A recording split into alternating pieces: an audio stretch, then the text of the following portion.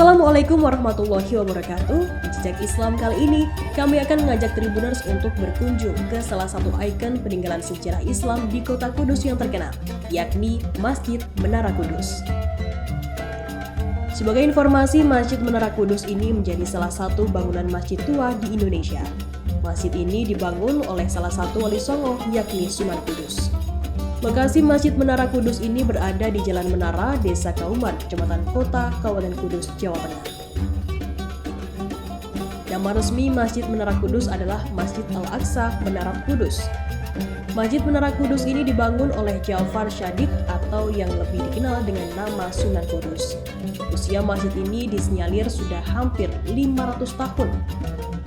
Prasasti yang ada di atas mihrab masjid ini sendiri berangkat tahun 996 Hijriah atau 1549 Masehi.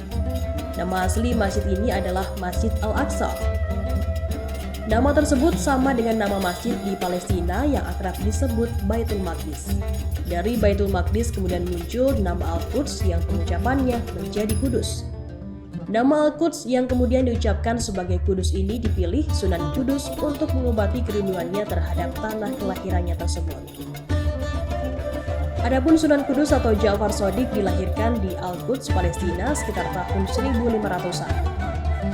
Apabila menengok bagian menara masjid ini cukup ikonik sebab menyerupai bangunan candi dan melambangkan akulturasi budaya masa lalu.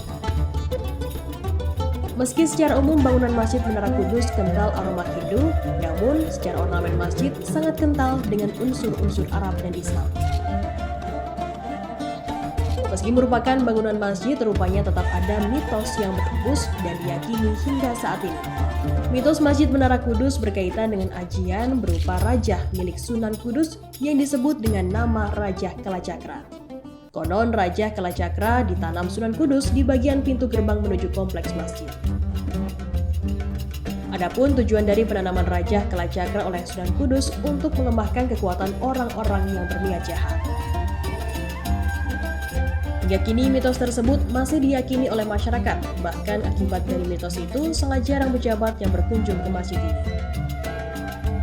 Pasalnya ada keyakinan bahwa pejabat yang datang berkunjung, sholat dan berziarah ke makam Sunan Kudus, mereka akan kehilangan kekuasaan. Sehingga para pejabat yang memang akan berkunjung akan meminta pengelola masjid untuk dapat masuk dari pintu lain tanpa melewati pintu gerbang yang dirajah oleh Kalacakra.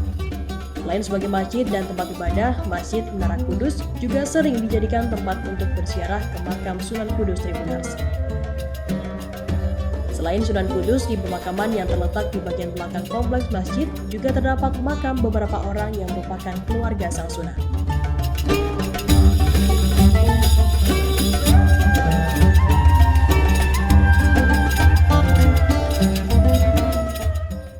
Terima kasih sudah nonton. Jangan lupa like, subscribe, dan share ya.